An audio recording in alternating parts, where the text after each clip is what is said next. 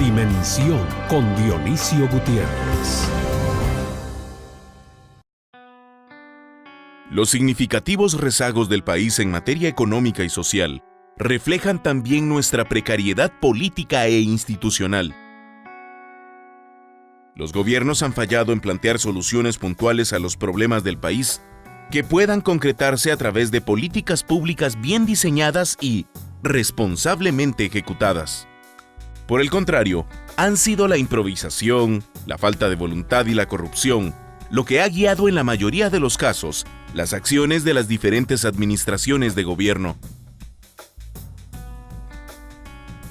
Con la apertura oficial del proceso electoral el pasado 2 de mayo y en medio de una coyuntura política donde pareciera que hay más ciudadanos conscientes de la realidad del país y más exigentes con la clase política, es imperativo demandar que más allá de la mercadotecnia electoral, las diferentes opciones políticas presenten planes de gobierno con verdadero contenido.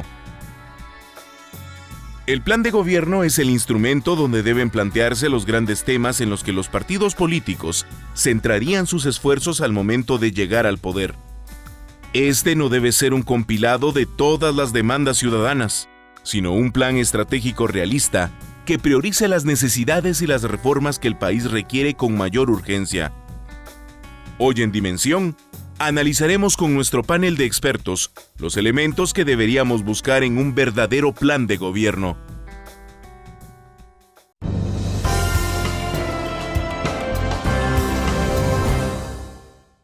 Bienvenidos a Dimensión. Hoy tenemos un tema de esos que debieran ser de discusión permanente en cualquier nación y tenemos un selecto grupo de especialistas, de profesionales, además con mucha experiencia en el campo, para hablar de esto. Se trata de planes de gobierno. ¿Cómo debe ser un buen plan de gobierno? ¿Qué temas debe tener? ¿Quién lo debe hacer? Y, en fin, cómo lograr hacerlo realidad, que en todo caso es lo importante. Nos acompañan para discutir sobre este tema la ingeniera María del Carmen Aceña, investigadora asociada del CIEN, el licenciado Luis Linares, y consultor de ACIES, la licenciada Carmen Ortiz, politóloga, coordinadora del programa de opinión pública de la Universidad Rafael Andívar, y el licenciado Hugo Maúl, director de la Escuela de Gobierno Guatemala. Licenciadas, señores, bienvenidos a Dimensión. Licenciado Maúl, ¿qué es un plan de gobierno? Bueno, voy a empezar definiendo qué no es un plan de gobierno. Los más viejos se recordarán del libro azul de don Jorge Carpio Nicol, que básicamente era un tomo de ese tamaño donde le fue a preguntar a todos los guatemaltecos supuestamente qué era lo que querían. Variaciones con más o variaciones con menos se ha venido repitiendo en parte lo mismo. Ir a preguntar qué es lo que quiere cada quien y empastarlo. Eso puede ser una guía, puede ser una inspiración para detectar por dónde está la necesidad del público, pero en términos generales un plan de gobierno debiera ser un compendio de políticas con objetivos claros, con metas operacionales muy definidas, es decir, con resultados concretos que se esperan en las áreas donde más necesidad tiene un país para generar desarrollo económico, desarrollo social, o los objetivos que sean acordes a la visión del partido que lo está haciendo.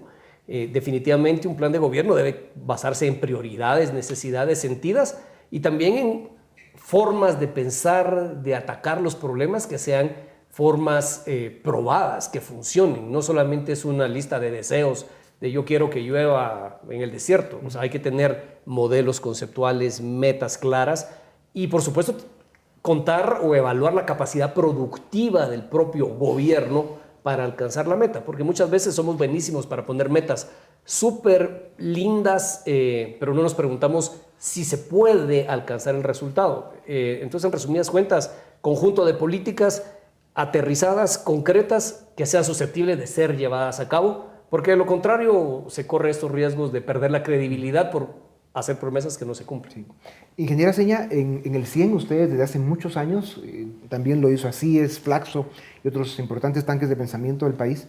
En el caso de ustedes, el CIEN trabajó en el plan de lineamientos, incluso en 2 periodos de gobierno diferentes. Y fueron esfuerzos muy importantes donde hubo una reunión de los mejores técnicos del país, mucha discusión y generaron documentos muy importantes. ¿Qué tan cerca estaba eso de ser un plan de gobierno?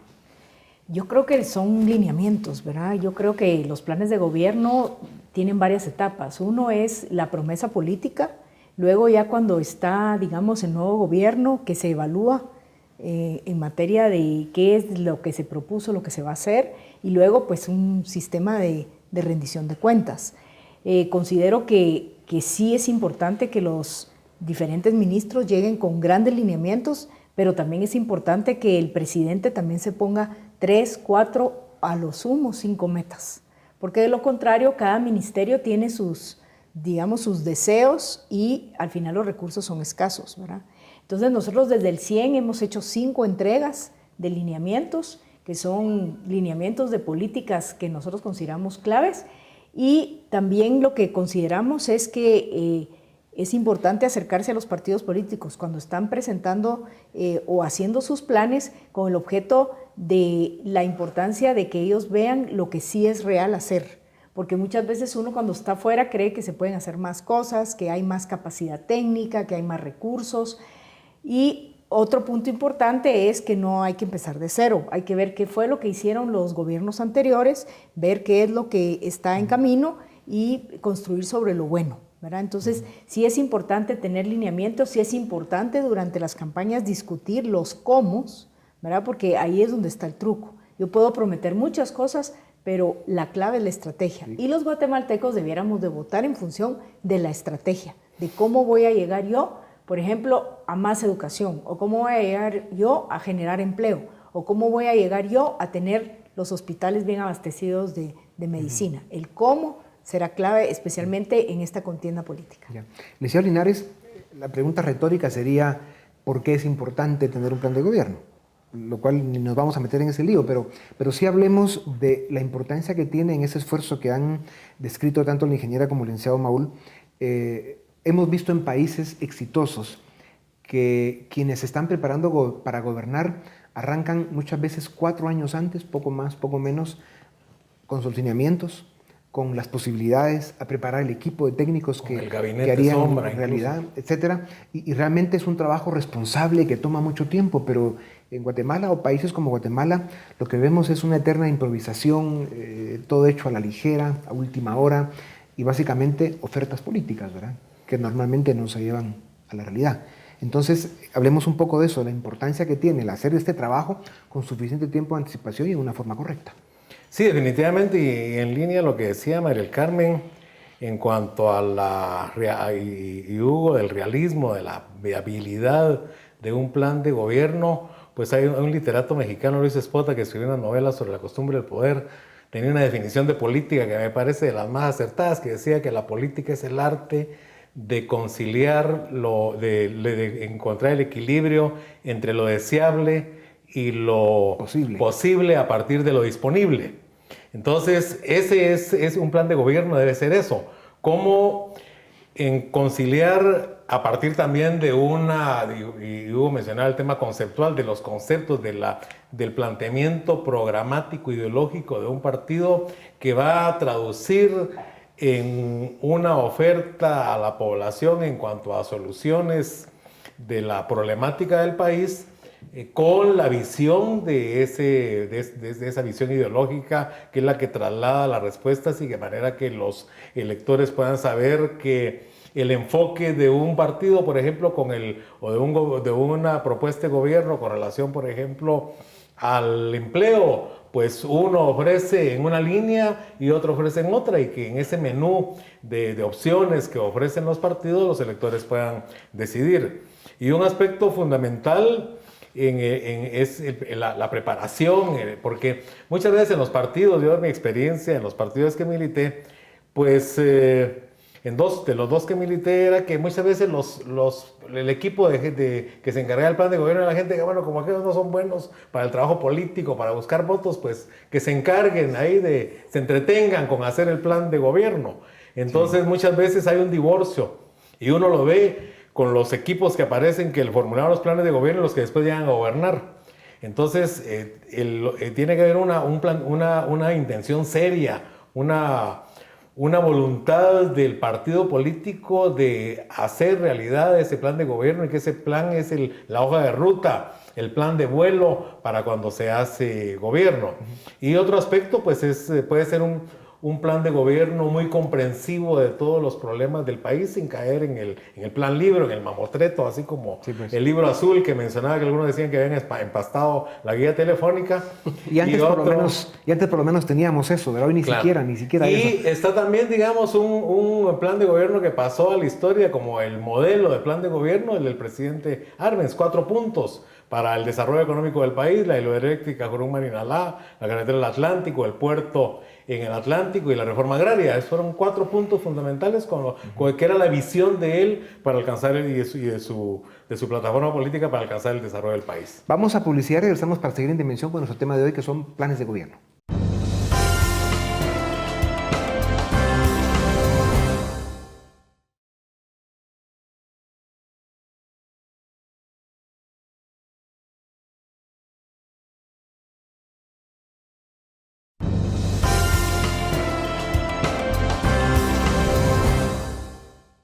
Bienvenidos, estamos en Dimensión con nuestro tema de hoy, que es planes de gobierno. Licenciado Ortiz, si tuviéramos que definir de alguna manera el tema de la importancia de un plan de gobierno, usted coordina un programa de opinión pública. Sí.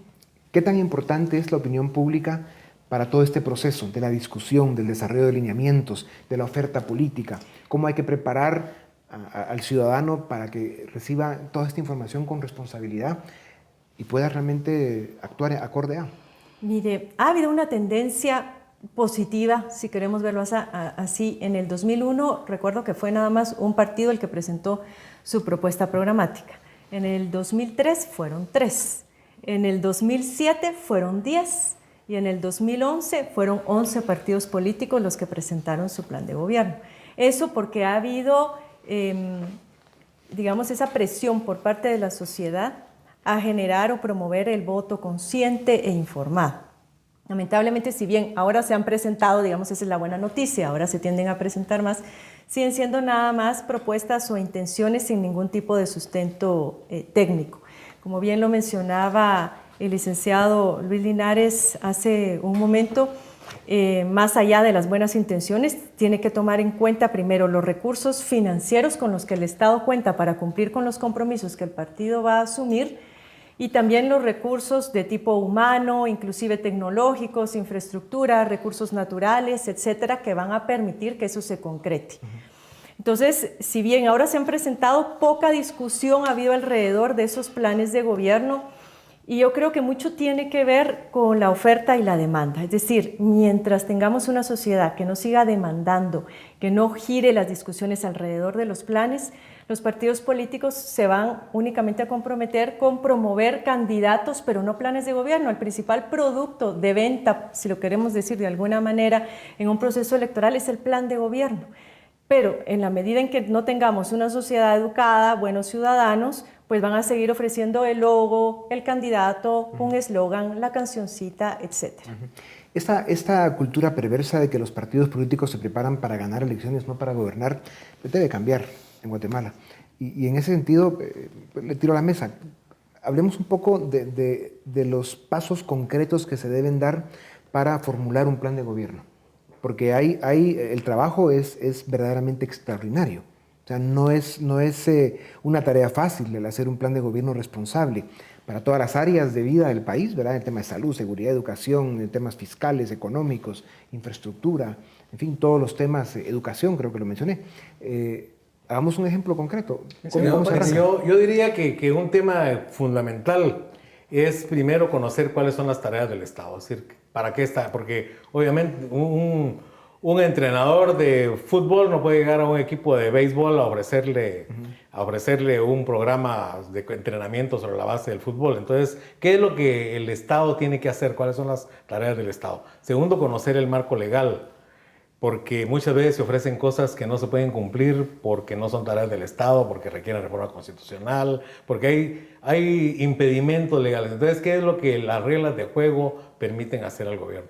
Y fundamentalmente los recursos disponibles, porque también hay que recordar que buena parte de los recursos del presupuesto están comprometidos ya como gasto funcionamiento, para aportes constitucionales. Entonces tiene que saber con qué es lo que van a contar y qué es lo que, como señalaba María del Carmen, qué es lo que se inició antes para no comenzar desde cero, porque el problema que tenemos, uno de los grandes obstáculos que tenemos en Guatemala para salir adelante es que cada 4 años estamos comenzando a despegar. No, y sobre todo tener objetivos claros, porque el gobierno va a seguir funcionando con sus ministerios y dependencias.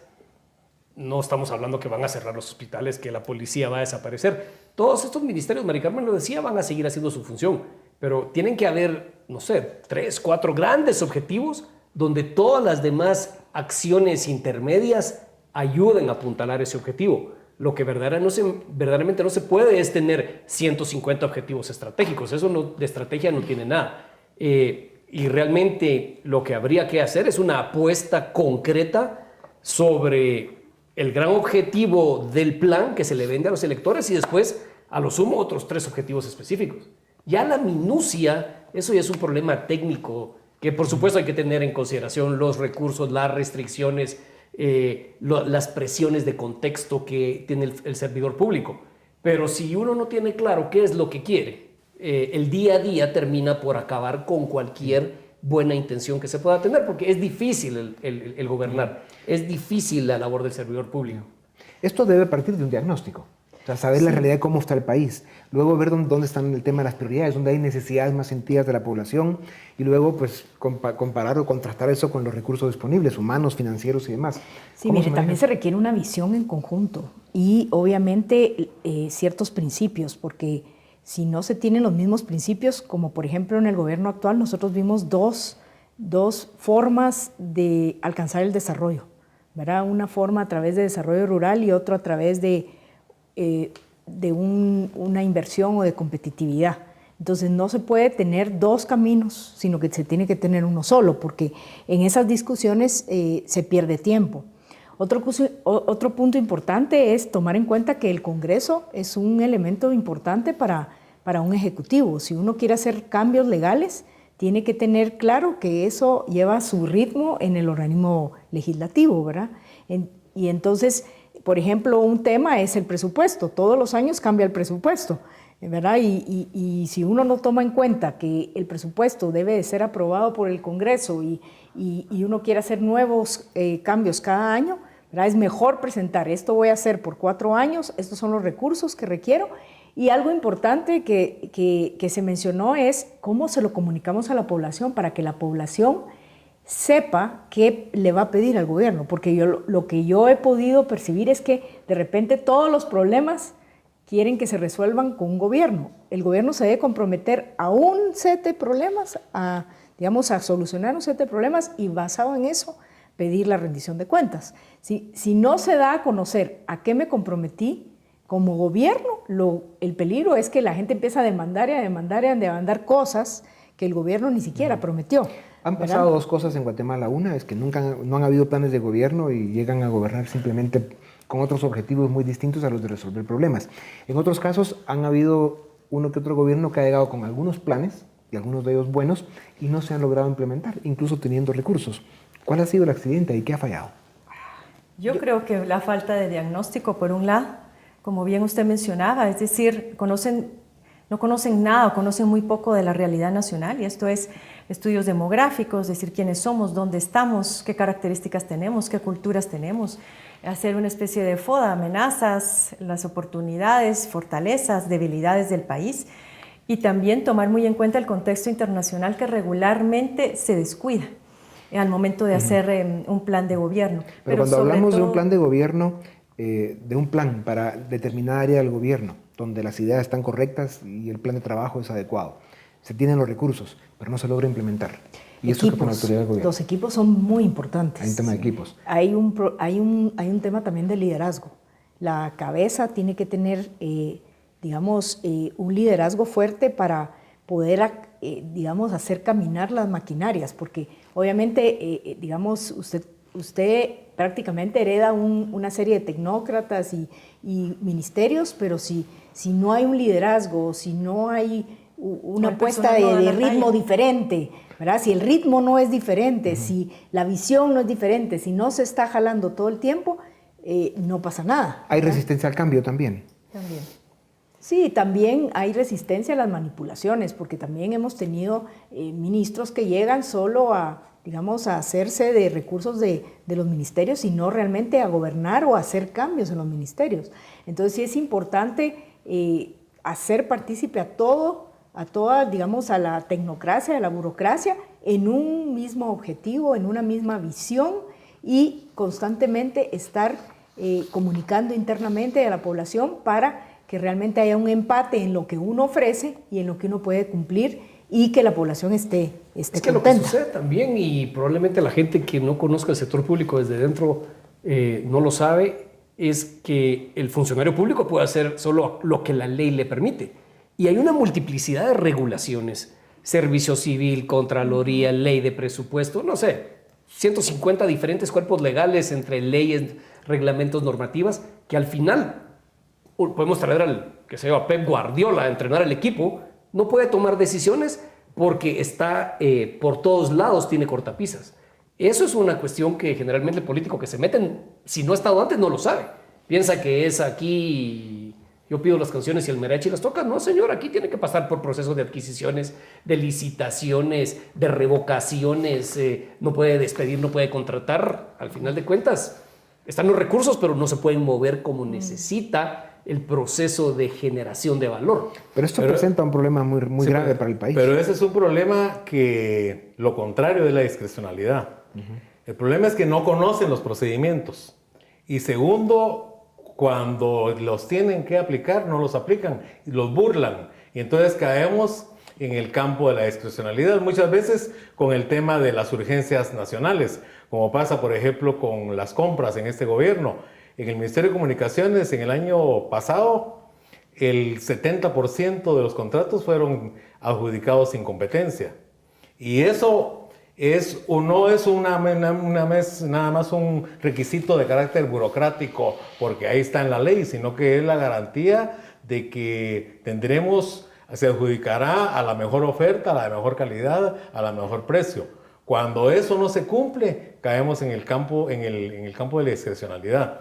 Entonces es fundamental conocer los procedimientos y respetarlos. Y se considera que los procedimientos son innecesarios, engorrosos, porque habrá trabas burocráticas, pues está lo que mencionaba María del Carmen, el acuerdo que tiene que haber con el Congreso para modificar las normas, pero mientras estas existan hay que respetarlas. Y un problema de las resistencias, pues hay resistencias obviamente en la administración entre la burocracia de línea, pero es que también muchas veces la gente es que llegan con solo ocurrencias, no llegan con un conocimiento de lo que le corresponde hacer a la institución, sino que con ocurrencias, con duplicidad de mandos. Aquí en este gobierno se ha hablado, por ejemplo, que en un ministerio el ministro tiene un viceministro y el otro viceministro es de la vicepresidenta. Entonces ahí es una pelea de perros y gatos todo el tiempo dentro de ese ministerio. Entonces, aparte de la incoherencia que debe haber en los equipos de cada ministerio, tiene que haber la coherencia, evitar esos feudos que se forman muchas veces en los gobiernos, en donde lo sectorial se vuelven islas y totalmente incomunicadas, no hay vasos comunicantes, y esa es la función del liderazgo que le corresponde al presidente. El presidente, en lugar de estar repartiendo bolsas por todo el país, lo que debe estar es dirigiendo a su gabinete de gobierno. Ya nos va a contar. Regresamos en un momento para seguir en Dimensión Planes de Gobierno.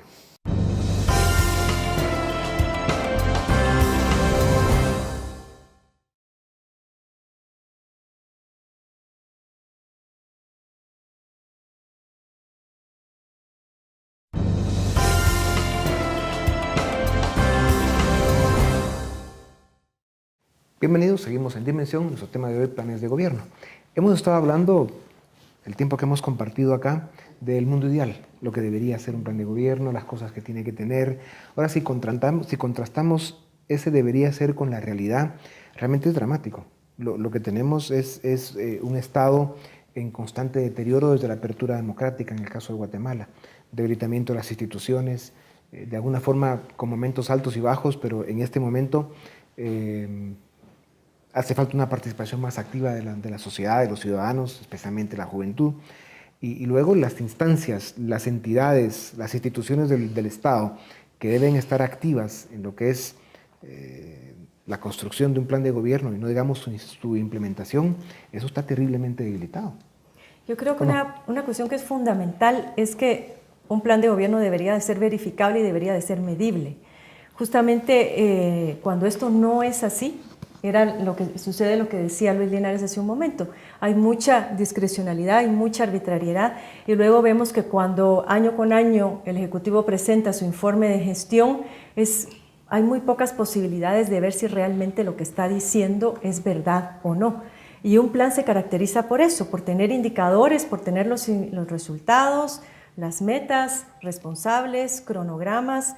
Si tuviéramos planes bien elaborados, eso podría servir de base justamente para realizar ese proceso de evaluación de la gestión y representaría no solo una herramienta adecuada para la fiscalización ciudadana, sino que además permitiría a los gobiernos pues tener que ceñirse a eso y presionarlos para que cumplan finalmente con sus promesas de campaña. Sí, yo creo que hay un elemento también muy cierto y es que cada vez le pedimos al gobierno que alcance resultados más complicados, por llamarlos de alguna manera. Digamos, hace 50 años el tema era seguridad, los derechos humanos no estaban de moda en ese entonces.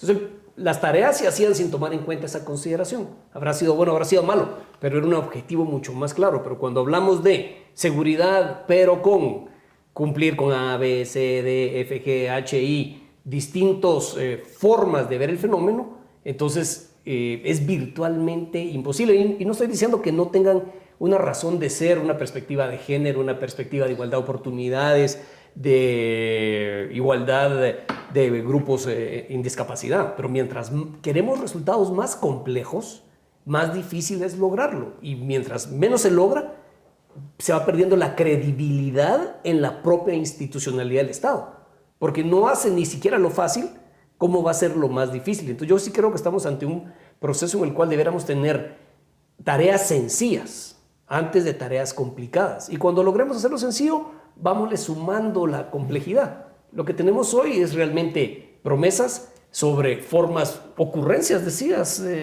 Luis, hace un momento. O sea, vamos a limpiar el lago, ¿cómo? Echándole un líquido. ¿Ni quién le dijo? Pues, o sea, no hay el modelo conceptual en el sentido que si está entrando agua sucia, nada va a funcionar. Bueno, ahí ni siquiera había un argumento técnico, ahí era otra cosa, pero bueno, no es el tema. La Escuela de Gobierno, licenciado Maúl, uno de los objetivos de la institución que usted dirige es precisamente no solo preparar, formar gente para que trabajen en temas de plan de gobierno, sino para que pueda también implementarlos. Sí, efectivamente, lo que hemos buscado en la Escuela de Gobierno es, más allá de prepararlos para gobernar lo que hoy existe, prepararlos para pensar nuevas formas de atacar los problemas que hoy se tienen, nuevas formas de poder resolver los problemas que hemos sido incapaces nosotros de resolver en el pasado. Claro está, hay toda una formación en habilidades, capacidades básicas, como tiene que ser la planificación, la presupuestación, la evaluación de las políticas públicas, diseño de políticas públicas, pero sobre todo lo que necesitamos nosotros es pensar diferente, porque tenemos 50 años o 30 años o lo que ustedes quieran ponerle hacia atrás de estar tratando de resolver los mismos problemas de las mismas formas, y realmente lo que se requiere es pensar de una manera distinta y sobre todo también comprometer a los próximos funcionarios y líderes políticos con una visión distinta y también con un fundamento ético en torno a los grandes problemas del país, porque esto no se puede resolver esto va más allá de un problema eminentemente técnico, es un problema que también radica en si uno va a estar del lado del bien o del mal, y yo no tengo ningún empacho en decirlo así. Ya Guatemala ha llegado a un punto en el cual la diferencia ideológica, la diferencia filosófica y política queda de lado. Hay unos que hacen las cosas de una manera mala y otros que las pretendemos hacer de una manera buena. Eso es algo también que tiene que llevar el servidor público y el político. Y hay que decir que es una apuesta complicada, es una apuesta a largo plazo, pero en la medida que uno pueda tener una base de personas comprometidas con un pensamiento diferente, pero deseosos de hacer las cosas bien dentro de un marco de liderazgo democrático, pluralismo político, creo que estamos apostando en la dirección correcta. Por supuesto, Roma no se echó a perder en un siglo, tampoco va a ser cosa de 24 horas que vamos a tener ahí a los 40 reyes magos que van a cambiar el país, pero se empieza dando el primer paso. Licenciado Linares, ¿qué es una política pública? Una política pública, podría decir así en una forma muy simple, que es un conjunto de orientaciones, de grandes orientaciones que marcan los objetivos que se te pretenden alcanzar en un determinado tema. Y aquí en Guatemala pues se ha hablado de la falta de continuidad de las políticas públicas, que ha sido uno de los problemas.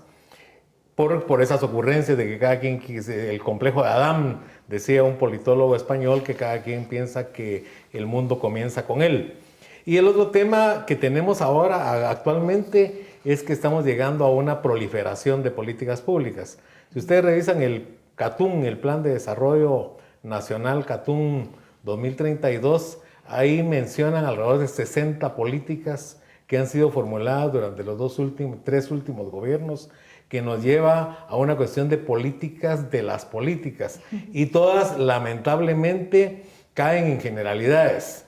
Principios rectores, criterios fundamentales, objetivos estratégicos. Por ejemplo, el CATUN en algún tema tiene 40 lineamientos. Entonces también otra vez aquella lista interminable de Santa Claus. Entonces las políticas públicas, como decía, son las grandes orientaciones y que tienen que traducirse en planes, en programas, en proyectos. Y el plan de gobierno lo que debe dar es como la sombrilla o el paraguas de carácter ideológico, de visión nacional, de visión de largo plazo, que da orientación a la búsqueda de soluciones a los problemas nacionales. Y que puede haber cambio de matiz de un gobierno a otro, pero en la medida en que también contemos con un servicio civil, con una burocracia profesionalizada, que es la que hace operativos los planes de gobierno, pues los cambios van a ser de matices. Pero, digamos, si revisando ahora el plan de gobierno de la UNE del año 2008, pues un mamotreto de 270 páginas. Y ahí no se mencionaba para nada las enfermedades condicionadas.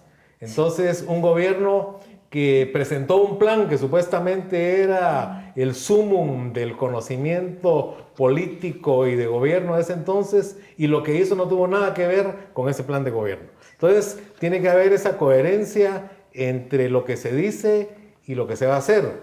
Igual que en la actuación de una persona, de un funcionario, que tiene que haber coherencia entre lo que se dice respetuoso de la ley y que ese respeto lo haga efectivo con una actitud y con un comportamiento probo. Sí, yo creo que siguiendo esto también establecer prioridades, porque el problema es que todos quieren, pero no se establece lo más importante. Porque al final, digamos, si la promesa de un gobierno es seguridad, cuando uno ve la asignación de presupuestos y ve que se los dan más, digamos, a los sindicatos que a inversión en seguridad ciudadana, uno lo que ve es que las prioridades no están claras, ¿verdad? Entonces, sí, el gobierno en su plan debe definir las prioridades y ser consistente con sus prioridades. Yo siempre he pensado que las prioridades están donde están los recursos. Si uno ve el desempeño de estos 3 años de gobierno, las prioridades fue más en hacer, digamos, pactos con los sindicalistas, invertir cierta cantidad de recursos en el Ministerio de Comunicaciones y al final un poco en seguridad, ¿verdad? Pero, por ejemplo, no tenemos inversión en infraestructura carcelaria, no tenemos inversión como debiéramos de tener en la parte de prevención de la violencia, ¿verdad? Entonces, aquí es donde uno ve las prioridades, porque los recursos siempre son escasos, ¿verdad? Y si nosotros no establecemos las prioridades, no va a haber presupuesto que alcance. Sin duda. Pero fíjense, por ejemplo, las prioridades de las cárceles. Anunció el gobierno que iban a hacer unas cárceles, pero como hubo una gran protesta porque iban a hacerlo a base de contratos, porque decían que no podían poner a disposición los planos, porque entonces iban a caer en manos de terroristas o delincuentes, como no las podían hacer sin licitación, prefirieron no hacerlas. Porque como no les iba a quedar, como no iba a haber sobra en la obra, mejor no la hicieron. Entonces el problema muchas veces no es que no haya recursos o que no haya conocimiento de las necesidades, de las prioridades, sino que simplemente como ahí no se puede meter la mano, mejor entonces buscamos dónde invertimos esos o dónde nos gastamos esos recursos. Y ahí caemos en el tema que usted bien mencionaba hace un momento de las instituciones, es decir, poco se puede hacer con instituciones, por decirlo de alguna manera, oxidadas, en donde pareciera ser que nada se mueve y en donde hay sistemas, digamos, perversos como lo es la corrupción. Y alrededor de esto no solamente hay funcionarios públicos también hay sindicatos y demás, romper con ese cúmulo de negocios alrededor de las instituciones también dificulta y obstaculiza la puesta en marcha de un plan de gobierno, además de un funcionariado que generalmente ya se ha acomodado a sus funciones habituales y que tiene cero motivación para poder tener un mejor desempeño y trabajar mejor en función de objetivos claros y concretos. Sí. Vamos a publicidad y regresamos en un momento para seguir con Dimensión. Vamos a hablar de en qué lugares del mundo se han visto planes de gobierno bien elaborados, que además han tenido éxito en su implementación.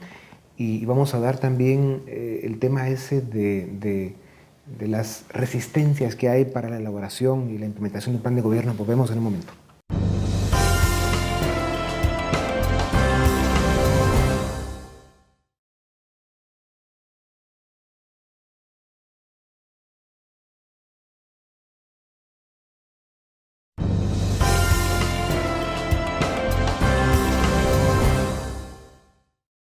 Bienvenidos, estamos en Dimensión, el tema es planes de gobierno.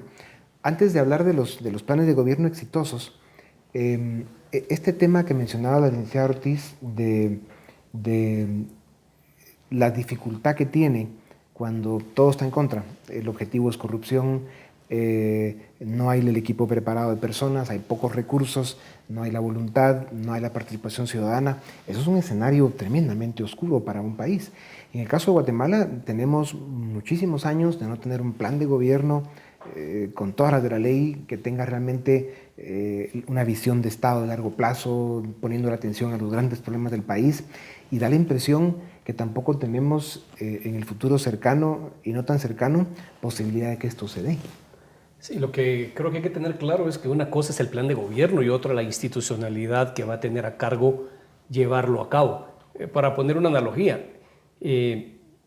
nosotros para ir a un determinado destino podemos tomar diferentes rutas, podemos hacer paradas, podemos llevar más o menos gente, pero necesitamos un automóvil. Y ese automóvil tiene que tener bien sus funciones para que nos pueda trasladar. O sea, esto es el equipo de gente que elabora el plan y luego quienes lo implementan. Pero también la estructura institucional que hace falta para esto. Una tecnocracia bien pagada, que rinda cuentas, sistemas de control, pesos y contrapesos. Entonces, cuando hablamos de plan de gobierno, lo que debiera hacer es cambiarle de énfasis a ciertas cuestiones básicas.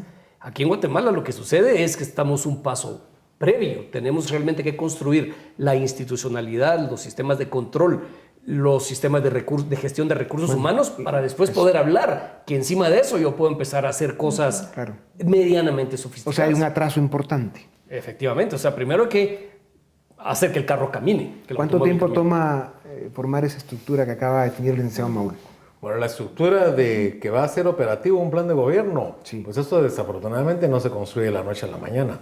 El problema que tenemos sí es, bueno, yo creo que las instituciones del Estado en general tienen una burocracia que más que inepta yo creo que está desmotivada. Y desmotivada primero porque llegan con las ocurrencias y con aquella cosa de que el estereotipo de que el burócrata es un inútil, un haragán, entonces también generan obviamente resistencias justificadas dentro de la gente. Segundo lugar, el ejemplo, porque si, por ejemplo, el caso del ministro de Salud de este gobierno, en este gobierno hemos visto de ejemplos fabulosos de lo que no se debe hacer. Un ministro que tenía 60 asesores.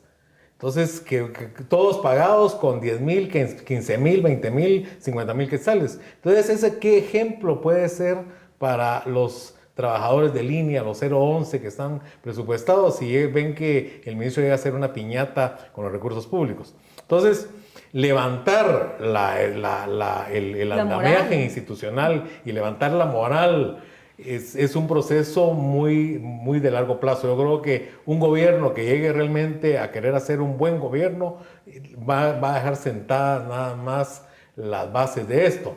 Y en segundo lugar, lo que se requiere es simplificar el funcionamiento de la administración pública. Tenemos 14 ministerios y 19 secretarías de la presidencia. Porque aquí se piensa que un problema se resuelve si se crea una secretaría presidencial. Entonces, esa estructura hay que simplificarla porque es imposible que un gerente, que es el presidente, un jefe de equipo, pueda coordinar a 40 funcionarios que dependen directamente de él. Y otra cosa que es fundamental, especialmente después de lo que hemos visto, creo que es el legado principal que deja el actual gobierno, es la necesidad de que haya un programa real, efectivo, creíble de combate a la corrupción. Porque ese cáncer es el que está destruyendo lo poco que tenemos de institucionalidad. Sí, yo creo que también hay que contar cómo funciona realmente cuando uno está en los ministerios, ¿verdad? Que no solo está gobernando el Ejecutivo, sino que también tiene muchísima injerencia el Legislativo, y eso hay que cambiarlo. En los últimos años yo creo que hay tantas secretarías porque no tienen que estar rindiendo cuentas en el Congreso a través de las interpelaciones. Lo que hemos visto en los últimos años es que un ministro tiene que invertir 1 hasta 2 años en una interpelación. Pero no es compadre hablado. Bueno, no sé si es compadre hablado, pero una persona que realmente quiere servir a su país y quiere ir a ser ministro, sabiendo que tiene que estar 2 años en el Congreso, una persona que quiere hacer cambios no va a aceptar. Entonces, sí creo que no solo va en el Ejecutivo, yo creo que hay que ver exactamente cómo están funcionando los diferentes órganos del Estado, ¿verdad? Los diputados refieren gente, los diputados hacen obras, los diputados tienen ONGs, cuando su función es legislar y velar por el presupuesto y la rendición de cuentas del Ejecutivo. Entonces, sí tenemos que ver realmente cómo está funcionando nuestro Estado. Y esto implica también las municipalidades, la relación de la sociedad con las municipalidades. A veces la misma gente acepta, digamos, la corrupción para que le salga rápido el trámite. No sé, ¿verdad? Sí, no es solo el Ejecutivo. Yo creo que el Ejecutivo cada vez tiene menos poder de poder dirigir. Tenemos que hacer una reforma de fondo y respetar, digamos, somos una república, tenemos que tener las divisiones de poderes. Y obviamente, pues, el presidente de la República es el que hace la unidad nacional. Pero como está funcionando actualmente el Congreso con el Ejecutivo, no necesariamente vamos a tener buenos resultados. Sí, tenemos un Estado muy disfuncional.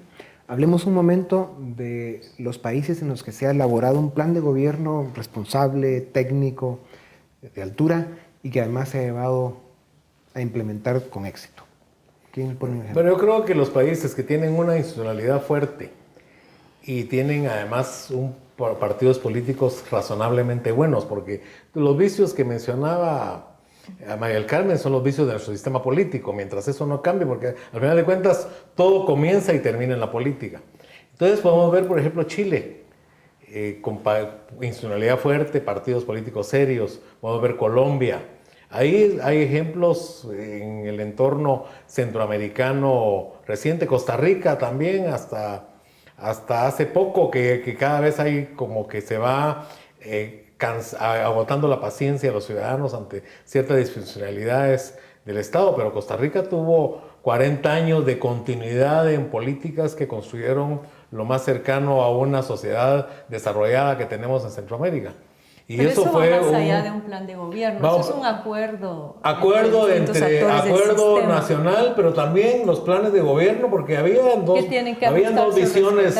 visiones políticas diferentes. Estaba el Partido de Liberación Nacional, que era una visión socialdemócrata, y los socialcristianos y calderonistas y todo, que tenían una visión un poco más al centro, a la derecha. Pero funcionaba, hubo alternabilidad en el poder y funcionaba a partir de acuerdos básicos, que en Guatemala pues decimos que tenemos los acuerdos de paz. Esos deben de ser los acuerdos básicos a partir de los cuales tratemos de construir una visión de gobierno y un programa de gobierno, una plataforma de gobierno que sea razonable y aceptable para los ciudadanos. Es que es más que el puro plan de gobierno. Yo coincido con mis colegas. Deberíamos tener una estrategia de desarrollo definida, medianamente consensuada, y sobre esa encaramar, para decirlo coloquialmente, los distintos planes de gobierno, de manera que vayamos en una dirección. Un plan de gobierno sin una institucionalidad fuerte del gobierno, sin un Estado fuerte, sin una forma de hacer que funcione el Estado y sin un norte claro, o sea, no sé, podemos tener la mejor colección de ideas, pero no va a llevar absolutamente a nada. Yo creo que sí, aquí estamos descubriendo que requerimos algo más. Es como la misión y visión de una organización. Ya una vez uno tiene claro eso, uno puede tener distintos gerentes. O sea que sí, digamos, puede haber consenso que el tema es que lo que debe funcionar en un país es la política. Si la ciudadanía participa activamente, los partidos políticos son instituciones serias, democráticas, que traen gente con las competencias correctas y luego pues van ganando los gobiernos en diferentes periodos, desarrollando planes de gobierno en forma técnica y demás, pues un país funciona, habrá institucionalidad democrática y ahí la política funciona. Sí, no, a mí lo que me preocupa es que en los últimos años ha habido algunos programas clientelares que vinieron para quedarse, ¿verdad? Y la diferencia entre un gobierno y el otro fue solo cambiarle de nombre a los programas clientelares sin evaluación, sin monitoreo. Entonces, pareciera que sí hay un consenso de que hay que seguir con esos entre los políticos, cuando no es eso lo que va a hacer la senda del desarrollo, porque solo le estamos dando el pescado a la gente y no le estamos enseñando a pescar. Entonces sí creo que tiene que haber parteaguas. Cuando usted decía algo exitoso, yo creo que el PAN, cuando empezó como un comité cívico, después pasó al Congreso y luego gobernó, tenía un plan, tenía gente capaz, hicieron muchas reformas, firmaron la paz, ¿verdad? El problema fue que el siguiente gobierno tenía otros objetivos, ¿verdad? Que era posiblemente lograr que un candidato llegara a ser presidente cuando la Constitución decía que no. Y después el siguiente gobierno tenía otro tipo de objetivo. El objetivo no es el país. Entonces, lo primero es poner ante los gobiernos el objetivo de país antes de objetivos personales o de candidatos o de pasar de ser personas de clase media a clase rica a través de las instituciones del gobierno. Sí. Pero ahí sí yo creo que es necesario justamente eso del compromiso social compartido de los diferentes sectores para generar, digamos, recomponer todo lo que no está funcionando bien y trazar esos lineamientos de mediano y de largo plazo. En la medida en que no haya compromiso real y voluntad por parte de los distintos actores, va a ser muy difícil también poder obligar a unos partidos políticos a que puedan encarrilarse en esa plataforma de la cual Hugo Maúl hablaba. Especialmente los ciudadanos. Una ciudadanía exigente, sí. Exactamente. Sí. Pues bueno, hemos llegado al final. Gracias. Yo creo que es importantísimo que esta discusión siga en todas las mesas de debate público nacional porque sin duda alguna es un tema importante. Con ustedes volvemos la próxima semana. Muchas gracias. Los dejamos con Dimensión Redes.